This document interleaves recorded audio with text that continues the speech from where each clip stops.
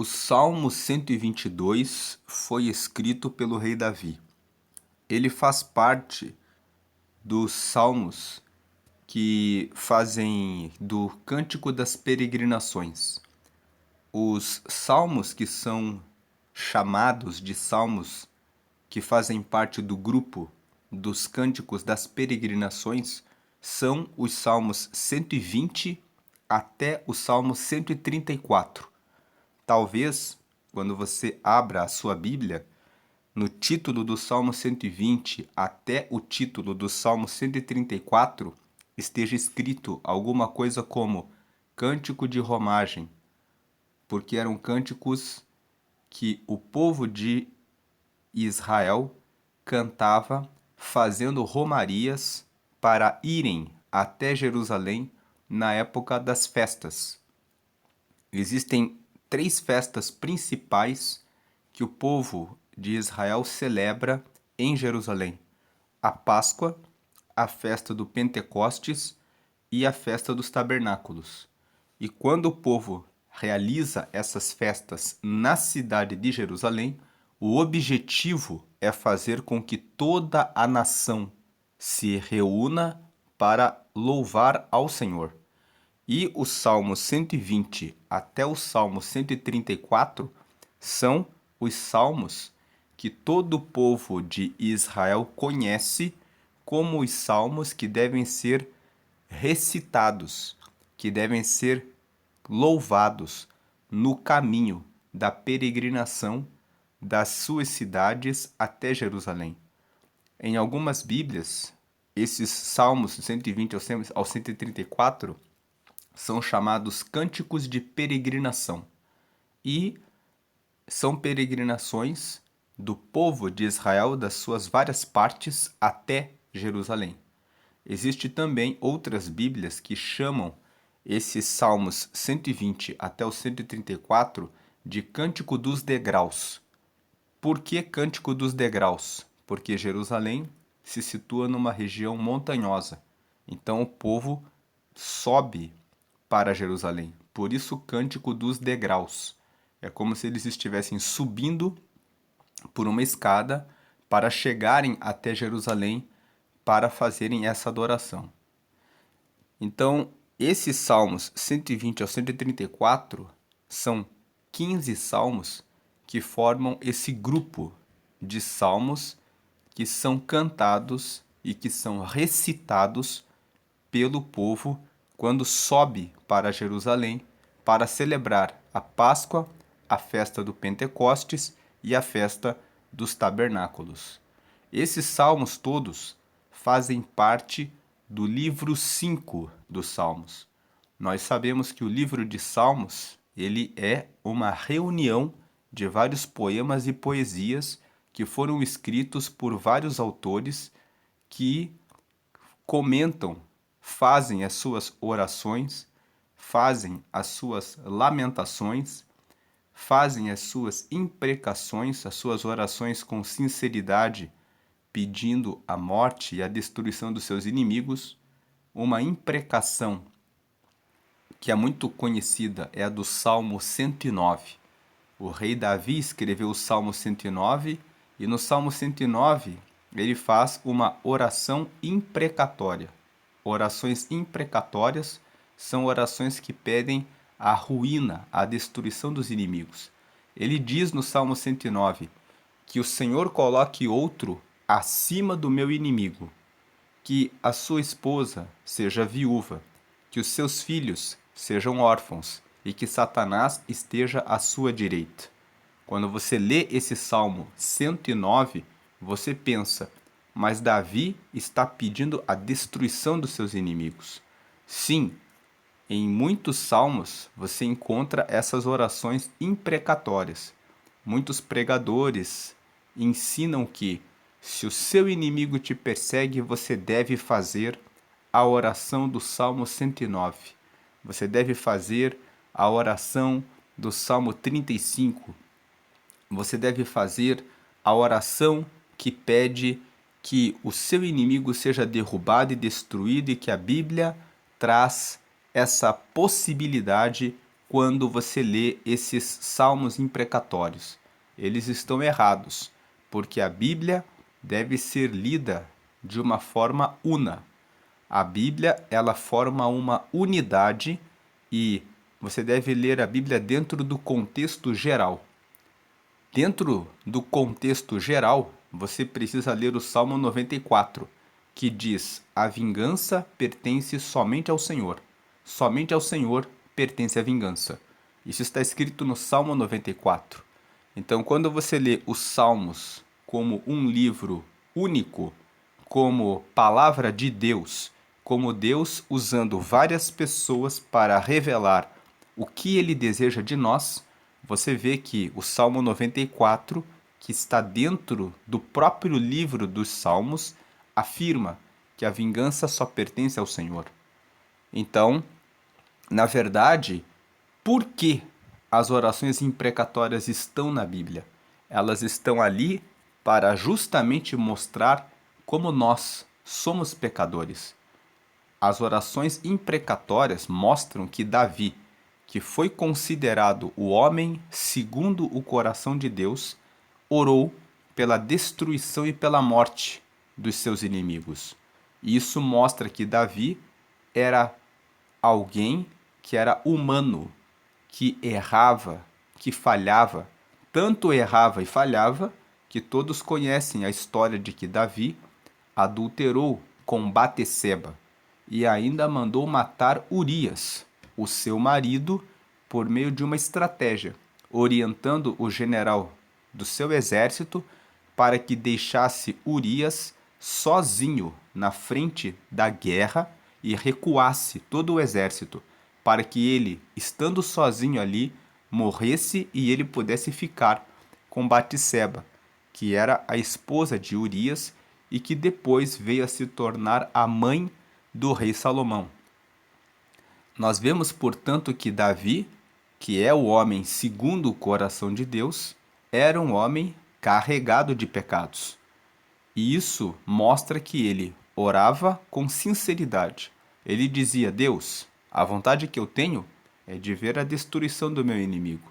Mas em todos os salmos e toda oração imprecatória, nós vemos na sequência versículos que dizem: mas tu, ó Senhor, é aquele que realiza a sua justiça. O Senhor é aquele que me vinga. O Senhor é aquele que conhece os meus passos.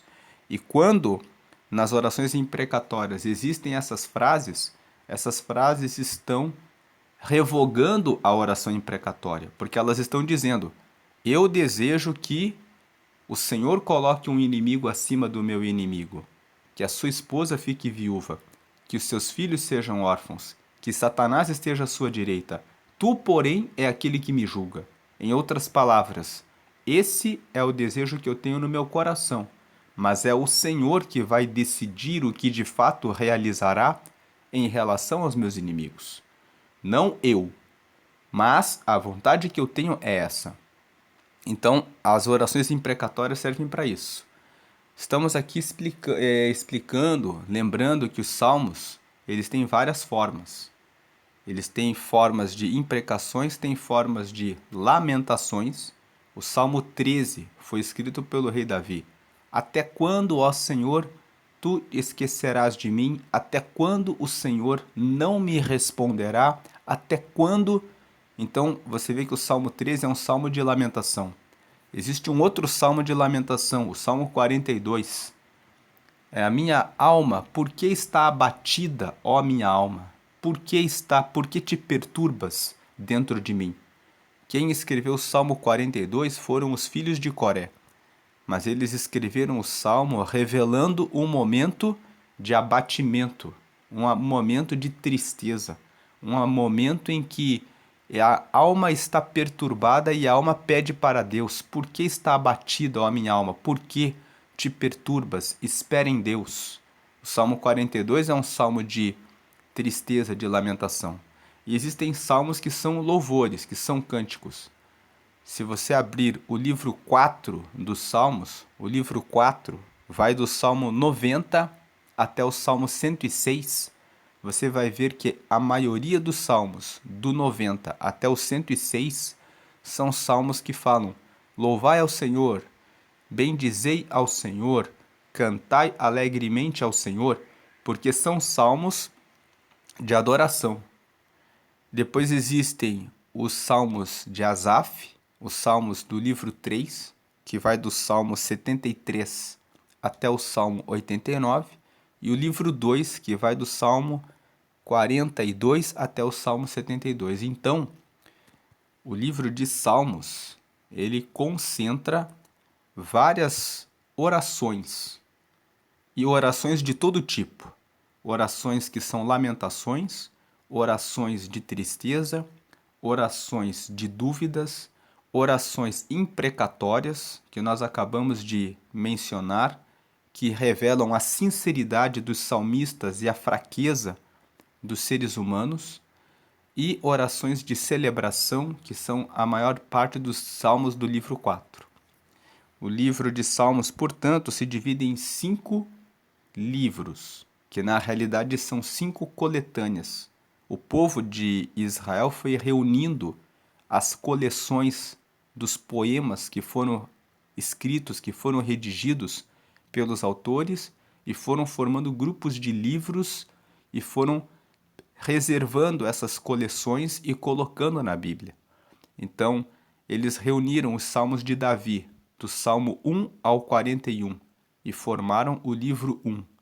Depois eles reuniram vários escritos dos filhos de Coré, de Davi e de Asaf, e escreveram e formaram o livro 2. O livro 2 vai do Salmo 42 até o Salmo 72.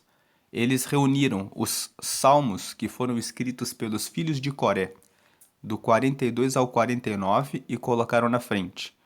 Depois colocaram o Salmo de Asaf, que é o Salmo 50. Depois reuniram os salmos que são considerados que foram escritos pelo rei Davi, que são os Salmos 51 até o 72, e colocaram todos no livro 2. Formaram o livro 2, do Salmo 42 ao 72. Desses salmos todos, existem 2 curiosidades. O Salmo 66, 67 e 71, eles não têm certeza que foram escritos por Davi, mas a tradição, o que é a tradição? São os sábios, os escritores, as pessoas que reuniram os livros para compor a Bíblia. Eles, lendo esses salmos, dizem que a forma como esses 3 salmos foram escritos indica que foi Davi que os escreveu. Então eles colocaram ali e colocaram: quem escreveu esse salmo foi Davi. Os outros salmos, dos 51 até o 72, existe a certeza que foram escritos por Davi. Existe o título, inclusive, Salmo de Davi. E a segunda curiosidade é que o Salmo 72 também existe uma dúvida se quem escreveu ele foi Salomão ou se foi Davi. No último versículo do Salmo 72 está escrito assim: findam-se aqui os salmos de Davi.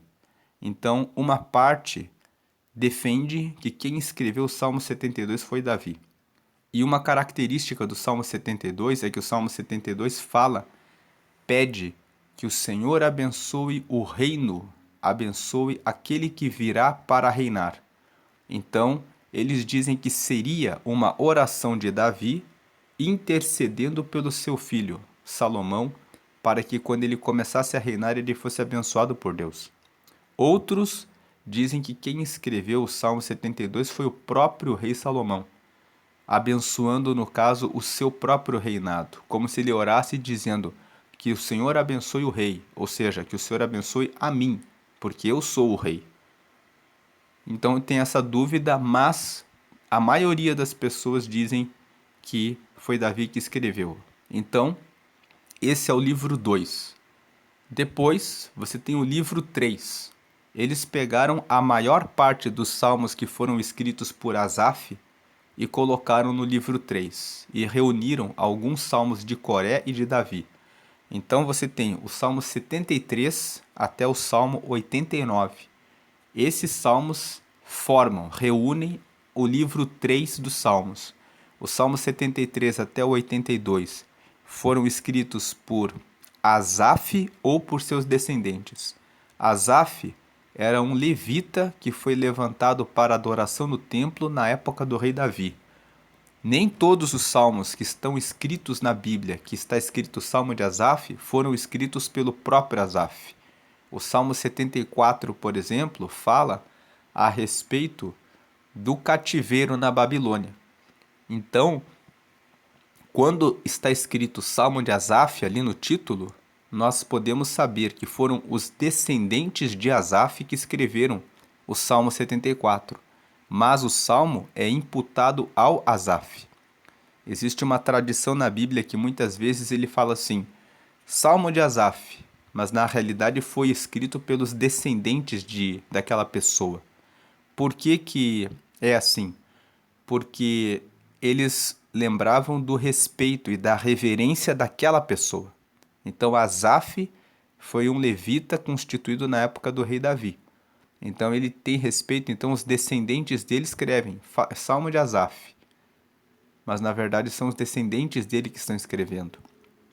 E esses salmos do 73 ao 82 foram escritos por ele ou por seus descendentes.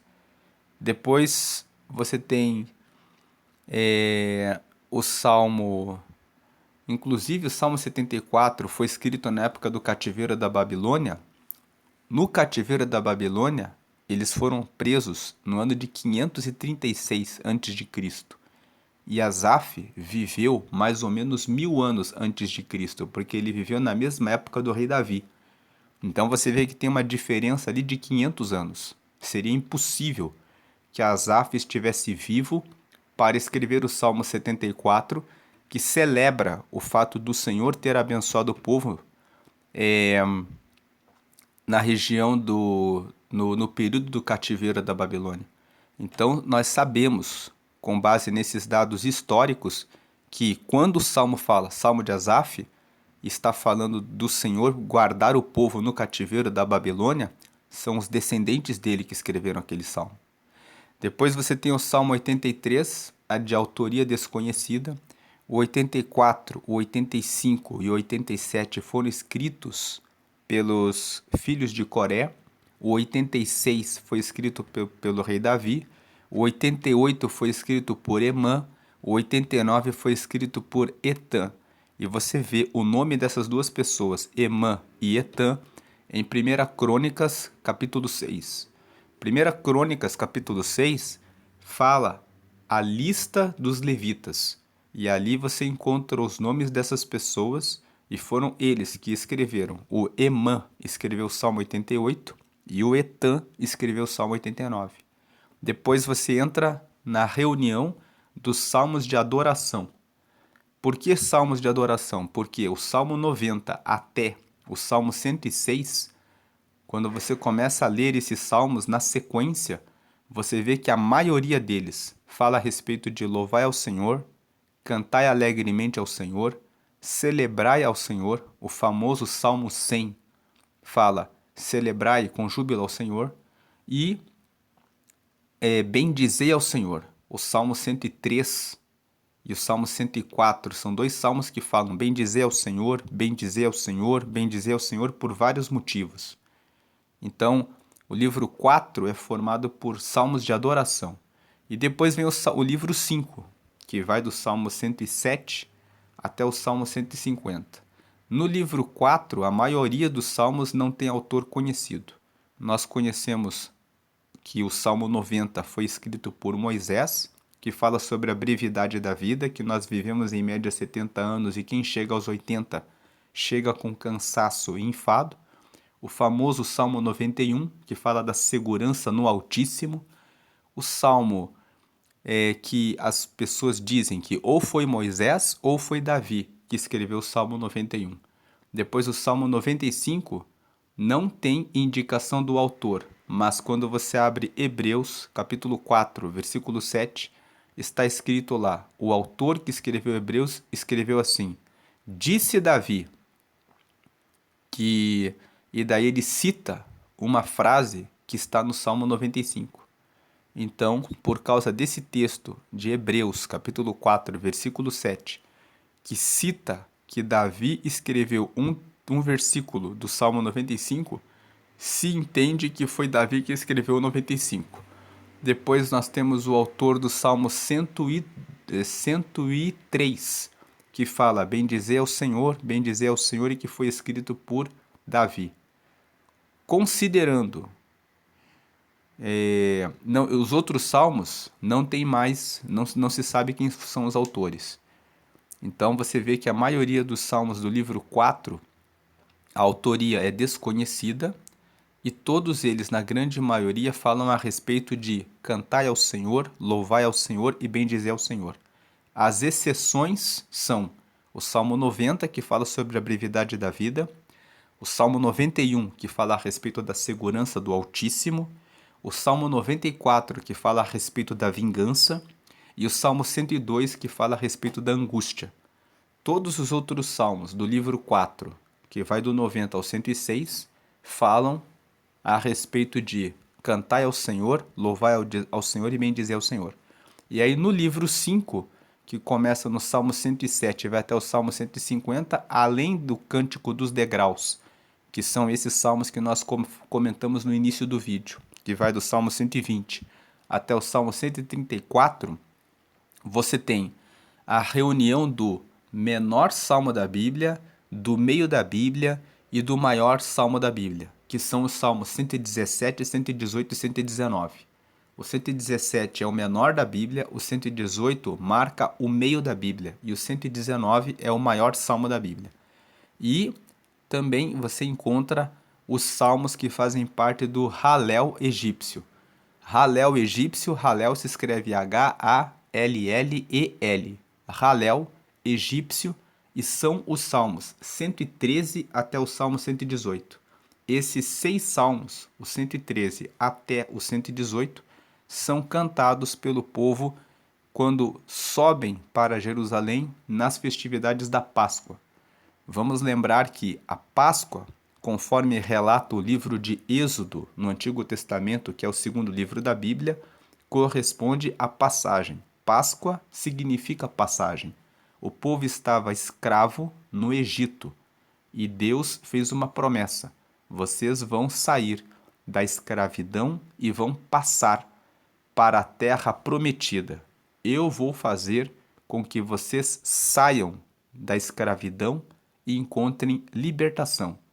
Então, eu vou enviar um anjo e ele vai matar os primogênitos de todos os egípcios e também dos seus animais. Vocês devem matar um cordeiro.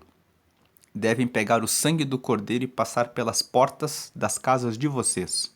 Quando o anjo passar, os primogênitos de vocês e dos seus animais serão preservados. O dos egípcios, onde não houver a marca do sangue na porta, serão mortos.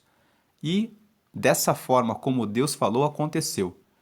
Então Faraó, que era o rei do Egito, vendo que os primogênitos todos estavam mortos, disse para o povo dos hebreus: saiam daqui do Egito, vocês trouxeram maldição para nós. E o povo saiu. Então Deus disse: vocês vão sempre realizar uma festa, uma comemoração em razão dessa Páscoa, dessa passagem da liberdade, da escravidão para a liberdade. Então o povo celebra anualmente, naquele período, a festividade da Páscoa. Inclusive é o mesmo período que nós celebramos a Páscoa. Em todo o mundo em que se celebra a Páscoa é o mesmo período. A diferença é que o povo hebreu continua realizando a comemoração da Páscoa como a libertação da terra do Egito para a terra prometida. Os cristãos, os que acreditam em Cristo, entendem que quando Jesus morreu, ele simbolizou o novo cordeiro. O sangue que foi derramado na cruz fica como a marca. Quando uma pessoa aceita Jesus, Deus olha que o coração da pessoa recebeu Jesus, recebeu o sangue de Jesus. E isso serve para que aquela pessoa receba a comunhão com Deus. Então, Cristo é o novo cordeiro.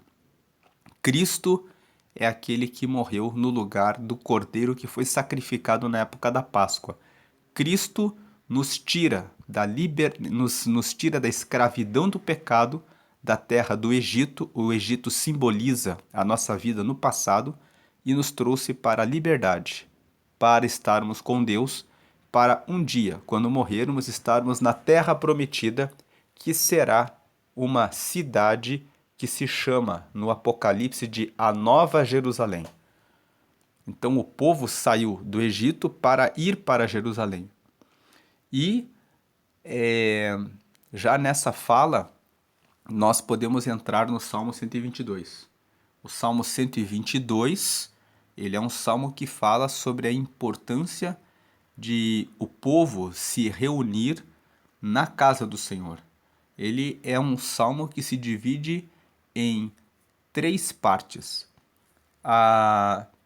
Não, antes de entrar no Salmo 122, eu vou concluir a ideia do Halel egípcio. Então, o Salmo 113 até o 118 formam o Halel egípcio, ou seja, o conjunto de salmos que louva a Deus em razão da libertação do Egito para a Terra Prometida. Então, quando eles vão comemorar a Páscoa, eles realizam o cântico do Salmo 113 até o Salmo 118. Então, quando o povo faz as suas peregrinações para Jerusalém, na época da Páscoa, eles cantam 2 grupos de salmos. Eles cantam num trajeto o Halel egípcio, que são os salmos 113 até o 118, e também os cânticos dos degraus, que são o Salmo 120 até o Salmo 134. Agora, na festa do Pentecostes e dos Tabernáculos, eles cantam apenas o Cântico dos Degraus, que são os Salmos 120 até o Salmo 134. E agora, nós vamos entrar na estrutura do Salmo 122. O Salmo 122 ele tem 3 partes. A primeira parte fala sobre a alegria de estar na casa do Senhor. É o versículo 1 e o versículo 2. Ele fala: alegrei-me quando me disseram, vamos à casa do Senhor. Versículo 2, os nossos pés estão dentro das tuas portas, ó Jerusalém. Então, nessa primeira parte, quem escreveu o Salmo 122 foi o rei Davi. No texto massorético, que é o texto original, o título fala o seguinte, é Cântico de Peregrinação, de Davi. Então, o Salmo 122 ele é um salmo de autor conhecido. Nas versões em português, na Bíblia da Almeida, revista e atualizada, a Bíblia Ara, você vê o título assim, Cântico de Romagem, de Davi. E na NVI, que é a nova versão internacional, está escrito assim, Cântico de Peregrinação, de Davi. Então, tanto no texto massorético, que é o texto original, quanto nos textos da versão da tradução no português, nós encontramos que quem escreveu o Salmo 122 foi Davi. E ele escreveu esse salmo que se estrutura em 3 partes. Na primeira parte ele fala, alegrei-me quando me disseram, vamos à casa do Senhor, os nossos pés estão dentro das tuas portas, ó Jerusalém. Ele está dizendo que eles recebiam a alegria de estarem em Jerusalém. Jerusalém é considerada como um lugar que representa a casa do Senhor. Tanto que a segunda parte desse salmo fala que Jerusalém é um centro espiritual e um centro político que reúne, que traz a unidade do povo. A segunda parte desse salmo é Jerusalém como centro espiritual e político. Vai dos versículos 3 ao 5. Jerusalém está edificada como uma cidade bem sólida. 4. Aonde sobem as tribos do Senhor, como testemunho de Israel, para darem graças ao nome do Senhor. 5. Pois ali estão os tronos do juízo, os tronos da casa de Davi. Então, esses 3 versículos falam o quê? Jerusalém está edificada como uma cidade bem sólida. Ele está dizendo, Jerusalém tem solidez, tem firmeza, tem segurança.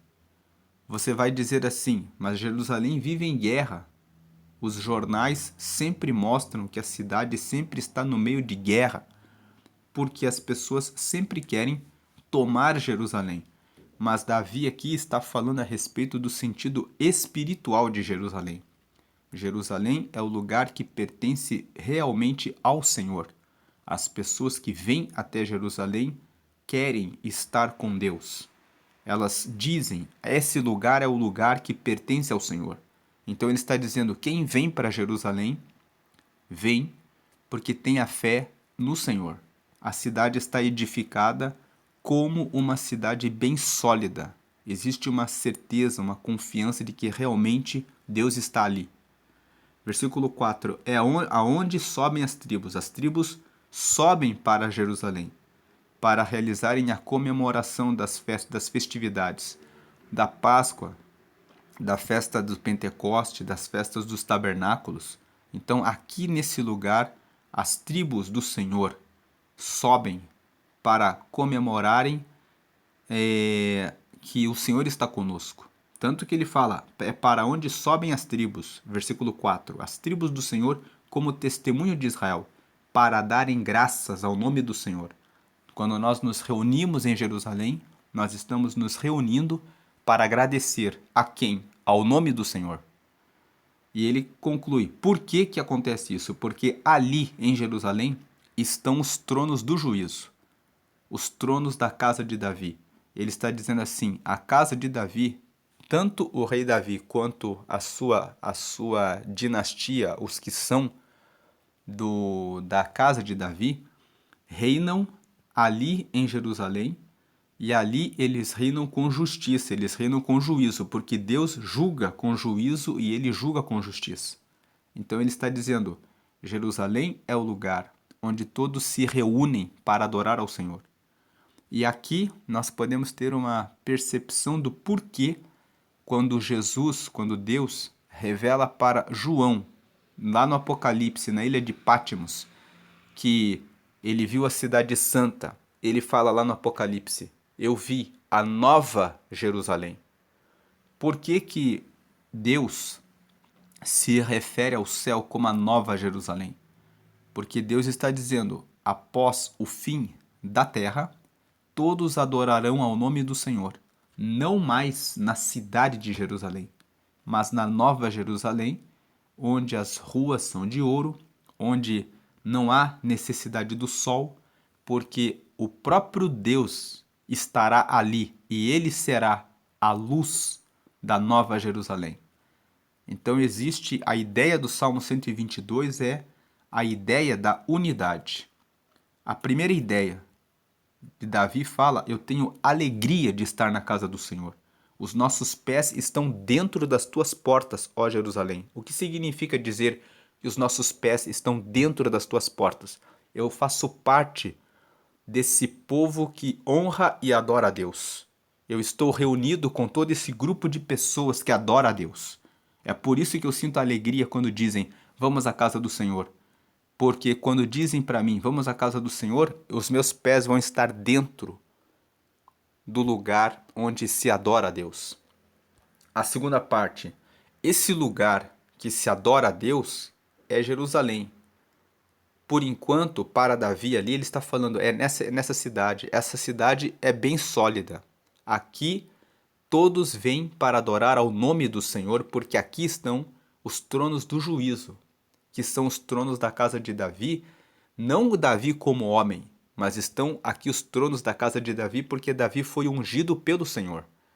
Então, podemos dizer que lá no céu, na Nova Jerusalém, nós estaremos na cidade bem edificada, bem sólida, que corresponde ao céu, que corresponde à própria casa do Senhor, para onde sobem todas as tribos de todos os povos, de todas as línguas, de todas as nações, de todas as gerações, de todos os tempos, para louvar o nome do Senhor, onde estão os tronos da casa de Davi, no caso será os tronos do Senhor Jesus, que vem da descendência de Davi.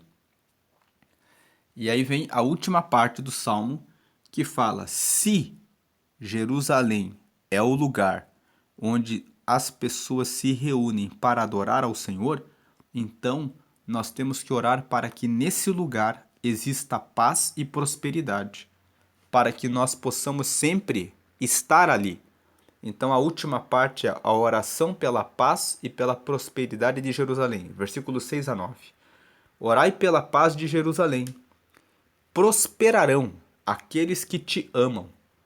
Por que prosperarão aqueles que te amam? Quem ama estar na casa de Deus, quem ama estar reunido com o povo que agradece, que dá ação de graças a Deus, é um povo que recebe as bênçãos de Deus. Então prosperarão. Versículo 7. Haja paz dentro dos teus muros e prosperidade dentro dos teus palácios. Ou seja, que aqui em Jerusalém seja um lugar em que todos possam vir para que tenham paz e que haja prosperidade dentro dos palácios. Fala que exista bênçãos de multiplicação, de riqueza, de fartura, de abundância, de realizações, de alegrias dentro desse lugar. Porque esse lugar é um lugar onde nós agradecemos e honramos a Deus. E ele diz, versículo 8: por causa dos meus irmãos e amigos direi, haja paz em ti. Davi está dizendo, como em Jerusalém é o lugar em que todas as pessoas de todas as tribos sobem para adorar a Deus, então por causa deles, eu quero que Jerusalém tenha paz, para que todos os meus amigos e os meus irmãos, ele chama os irmãos israelitas de irmãos. Nós podemos dizer que nós chamamos os nossos irmãos na fé em Jesus de irmãos e queremos que eles consigam ter paz para seguirem a Jesus, para poderem subir ao céu também. Mas aqui no contexto do Salmo 122, Davi, ele deseja que haja paz em Jerusalém para que todos os peregrinos que vêm de todas as regiões de Israel e todos os seus amigos possam subir em paz e possam adorar e agradecer a Deus em paz. E o versículo 9 fala, por causa da casa do Senhor, nosso Deus, e buscarei o teu bem. Então, como a casa do Senhor, por que Jerusalém é chamada a casa do Senhor? Porque é o lugar em que todas as pessoas se reuniam para adorar ao Senhor. Então, ali, a cidade em si de Jerusalém, independente de ter o templo, que depois foi construído pelo rei Salomão, veja, quem escreveu esse salmo foi Davi. Na época que Davi escreveu o salmo, o templo ainda não havia sido construído. Jerusalém teve 2 templos. O primeiro templo foi construído por Salomão. Depois que Nabucodonosor invadiu Jerusalém, destruiu o templo, na época do profeta Ageu, nós lemos ali que foi edificado um segundo templo.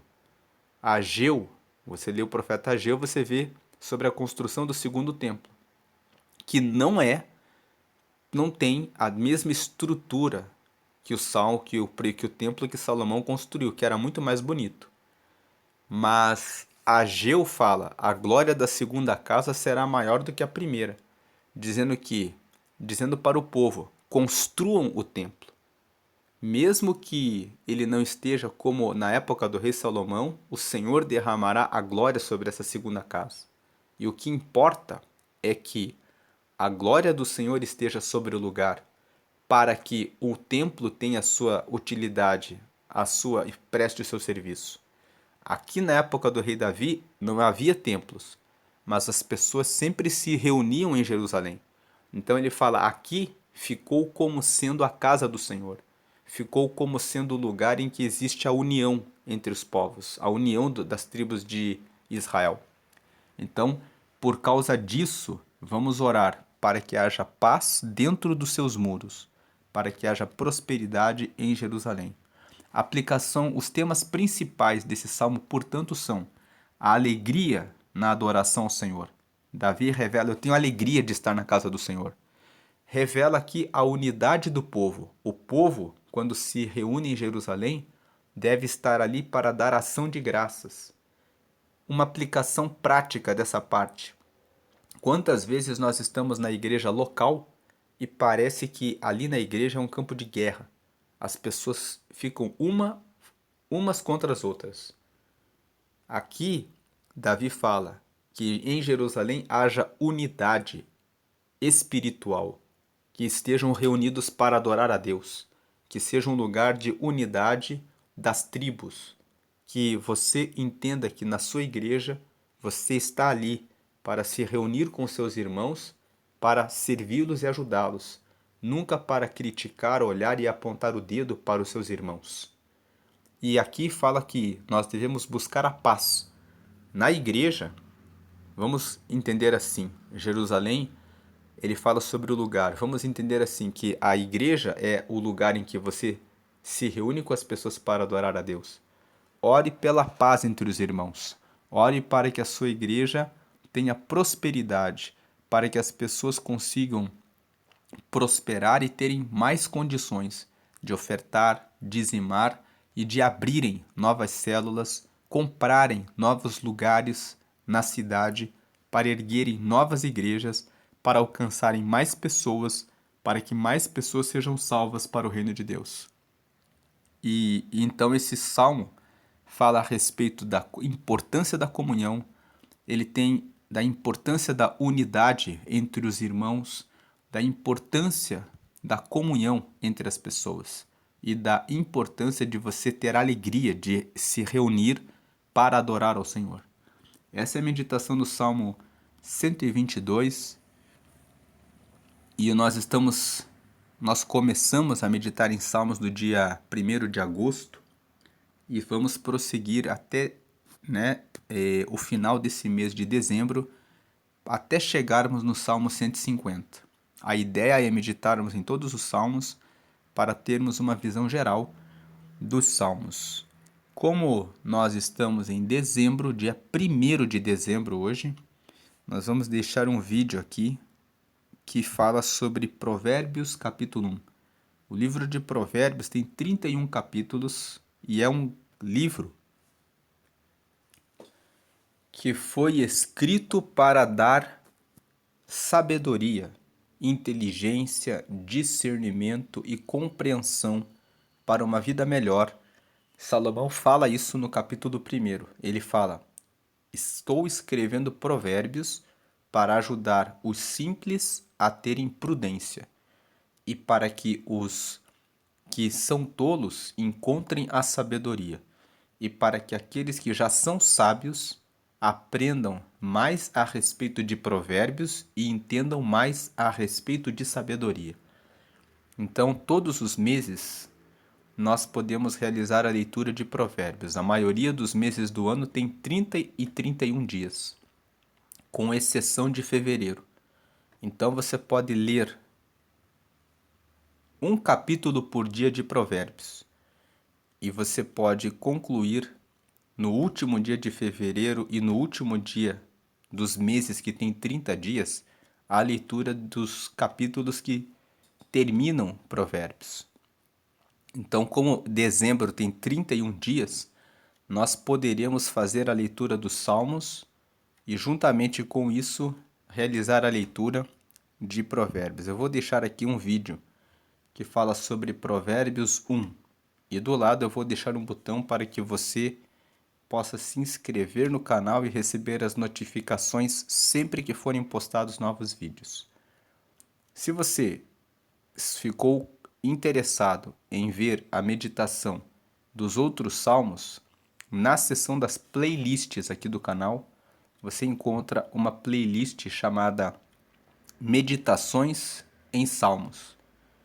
Clique nessa playlist e você vai encontrar as meditações desde o Salmo 1 até esse Salmo 122 e, dependendo do tempo que você acessar essa playlist, eu já terei terminado todos os 150 salmos e você vai poder acompanhar todos os salmos. Tem um vídeo para cada um dos salmos. Deus abençoe a sua vida hoje e sempre. Amém.